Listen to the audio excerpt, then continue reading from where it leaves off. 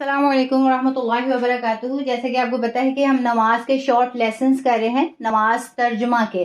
اچھا، نماز جب بھی شروع کریں تکبیر تحریمہ سے شروع کریں، جیسے ہمیں بخاری شریف کی حدیث نمبر 738 سے پتہ چلتا ہے کہ نبی کریم صلی اللہ علیہ وسلم جب نماز شروع کرتے تو تکبیر تحریمہ سے شروع کرتے۔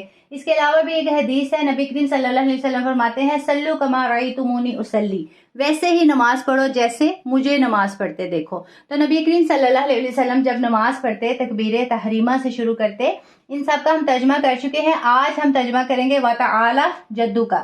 پہلے ہم اس کا لفظی ترجمہ کریں گے، وا اور تعالی بلند، جدو شان، کا تیری۔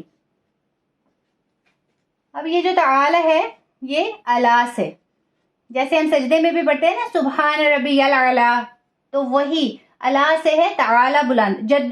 جدو جو ہے اصل میں لغت میں جو اس کا مطلب کیا جاتا ہے، لفظی جو اس کا مطلب ہے وہ ہے دادا، لیکن یہاں ہم شان یا بزرگی کے معنی میں کریں گے۔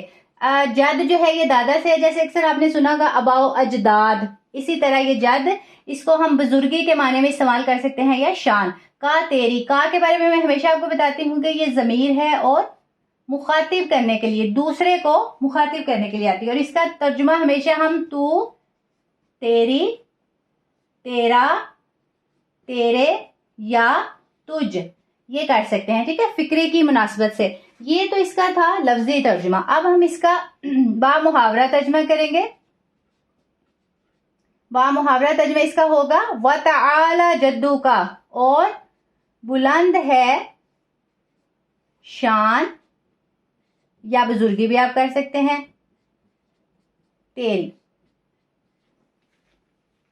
کوشش کریں کہ آپ اس کا جو لفظی ترجمہ اور با محاورہ ترجمہ اسی لیسن میں یاد کریں۔ ہمارے شارٹ لیسن کا مقصد ہی یہی ہے کہ جیسے ہی آپ لیسن دیکھیں تو آپ فوراً اس کا ترجمہ یاد کر لیں۔ انشاءاللہ جیسے ہی ہمارے لیسن کمپلیٹ ہوں گے، الحمدللہ ثم الحمدللہ، انشاءاللہ جو ہے ہم سب کو نماز کا مکمل ترجمہ آ چکا ہوگا۔ دعا میں یاد رکھیے گا۔ جزاکم اللہ خیر۔ السلام علیکم ورحمۃ اللہ وبرکاتہ۔